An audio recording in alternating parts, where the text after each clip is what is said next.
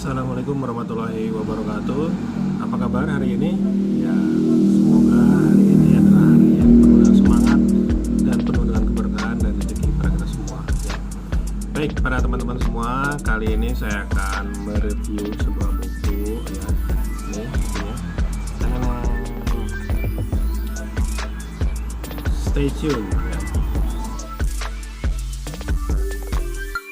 Baik. Langsung aja, buku apa ini ya? Ini bukunya judulnya adalah The Rich Man in Babylon ya, The Richest Man, orang yang paling kaya di Babylon ya. Ini bukunya udah sangat lama sekali ya. Saya beli ini 2003 ya. Saya beli 2003, terbitannya 2001 ya. Kalau buku aslinya tahun 59 ya, 1949. Jadi emang udah lama banget. Dan ini diterbitkan oleh Gramedia. Ya. Waktu itu saya beli buku ini karena saya lagi penasaran gimana sih orang jadi orang kaya gitu ya. Waktu itu ya saya penasaran. Nah, salah satunya saya nemuin buku ini ya. Dan bagaimana isinya? Ya, ini bukunya kecil ya. Itu halamannya juga nggak banyak ya, tebalnya segini ya. Halamannya 252 halaman, ukuran kecil seperti ini ya. Bagaimana isinya? Ya kan saya udah baca ya. Jadi memang sederhana sekali ya untuk menjadi orang kaya itu ya. Malah kalau saya gambarkan itu seperti semut ya. Tahu kan semut ya? Kalau semut itu kan kerjaannya ngumpulin aja, apa aja dikumpulin, tumpuk gitu ya. Tapi apakah untuk menjadi kaya seperti itu gitu ya? Nah, ini salah satu jawabannya ya. Dan mirip dengan apa yang dikerjakan oleh semut, tapi lebih realistis lah.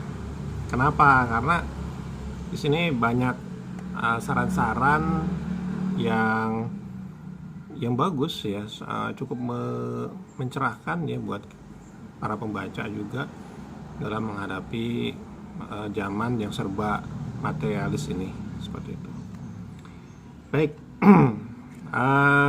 saya bahas satu-satu atau gimana? Ya, ini babnya macam-macam ya. Orang yang menginginkan emas. Jadi isinya itu cerita dialog, cerita orang yang latar belakangnya dari Babylon ya. Jadi di negeri Babylon ini sudah berlangsung ya kapitalisme juga gitu ya. Dan itu diantara mereka itu diajarkan bagaimana cara jadi kaya, terus dari nol atau juga dari kaum budak atau gimana itu untuk bisa menyelesaikan dan seterusnya. Dan intinya adalah itu kan hanya cerita ya, di Babylon juga belum tentu seperti itu gitu ya.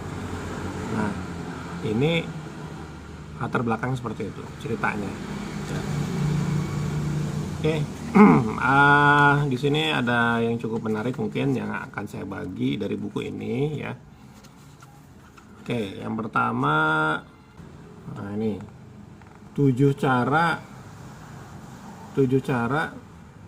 mengatasi pundi-pundi yang kempes. Nah, 7. Nah, jadi ada, menurut ini ada saran mengisi pundi-pundi yang kempes. Jadi artinya kalau Anda ya pundi-pundi kantongnya kurang ada duitnya gitu ya. Nah, ini ada triknya, 7 cara. Ini banyak deh, ngobrol aja ya. Intinya saya kasih tahu aja lah. Yang pertama, mulailah menggemukkan pundi-pundimu. Ya iyalah. Yang pertama, mulailah menggemukkan pundi-pundi. Kalau sumber penghasilan itu kan ada empat cara ya. Yang pertama dengan jadi karyawan, orang gaji gitu ya. Terus yang kedua bisa jadi dia self employee ya. Self employee itu dia uh, bekerja sendiri gitu ya, buka warung atau jualan segala macam, pokoknya dia masih sendiri. Nah, terus yang ketiga itu bisnis ya, itu udah punya tim ya, membangun bisnis. Terus yang keempat investasi ya, investor, bagaimana dia sudah punya uang untuk dia tanam ke orang lain. Nah ini mulailah menggabungkan pundi-pundi. Jadi ya mulai kita bekerja, kalau ada petani ya mulai untuk menggarap lahan ya. Kalau Anda mau berdagang, mulailah untuk mencari pelanggan ya, dan seterusnya. Nah, terus apa lagi? Yang kedua.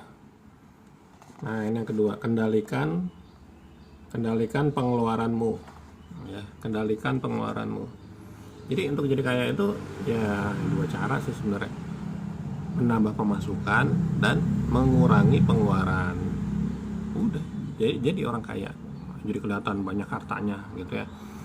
Nah, mengurangi pengeluaran. Kalau di sini kan kendalikan pengeluaranmu. Jadi artinya banyak orang-orang yang pemasukannya mungkin besar, tapi karena dia tidak bisa mengendalikan pengeluaran, akhirnya terjebak dengan pengeluaran-pengeluaran yang dia lakukan. Entah itu hanya untuk memenuhi emosinya, ya hanya ingin memenuhi gengsinya gitu, atau juga dia terjebak utang atau apa, padahal dia penghasilannya lumayan. Sebenarnya kalau dia mau mengendalikan pengeluarannya ya, supaya tidak lebih besar daripada penghasilannya, itu insya Allah lebih baik ya, bukan insya Allah lagi, insya Allah pasti lebih baik ya. Baik, istilahnya mah beginilah, jangan sampai lebih besar tiang daripada pasak, nah gitu aja. Ketiga, lipat gandakan emas kalian ya, lipat gandakan. Jadi bagaimana cara melipat gandakan penghasilan kalian ya. Terus yang keempat, jaga harta agar tidak lenyap ya, yang keempat ya, jaga harta tidak lenyap. Jadi memang keamanan itu penting ya. Anda punya harta segala macam, tapi ketika dirampok ya bisa hilang ya, seperti itu. Nah, gimana supaya dijaga ya, jaga harta kalian ya? Gimana lah caranya? Kalau saya tipsnya adalah menyerahkan semuanya kepada Allah Subhanahu wa taala sebagai penjaga, sebagai yang menitipkan amanah itu kepada kita. Jadi, serahkan semuanya pada Allah gitu. Gimana supaya nggak kena tuyul gitu ya? Ya salah satunya sesuai dengan apa yang dianjurkan oleh Allah melalui Al-Quran dan juga Rasulnya. Salah satunya tunaikan zakat, terus juga sodako ya. Kalau sunnah Rasul itu kan 10% ya, 10%. Jadi saran saya untuk tips yang keempat ini ya, tunaikan 10% Anda. Baik, yang kelima adalah jadikan tempat tinggalmu sebagai investasi yang menguntungkan. Nah, jadikan tempat tinggal. Jadi emang teman-teman jangan berpikir bahwa tempat tinggal yang di pojok itu tidak menguntungkan ya, harus punya tempat tinggal yang di pinggir jalan gitu ya. Enggak juga sih ya. Semua tergantung dari apa usaha yang akan kita lakukan ya. Dan bisnis apapun itu, kalau zaman sekarang Anda bisa melakukannya di pojok dunia pun ya, Anda masih bisa menjalankan bisnis seperti itu ya, karena ada teknologi ya, teknologi internet segala macam itu mudah ya. Yang keenam, buatlah pendapatan di masa depan terjamin ya, buatlah pendapatan di masa depan terjamin.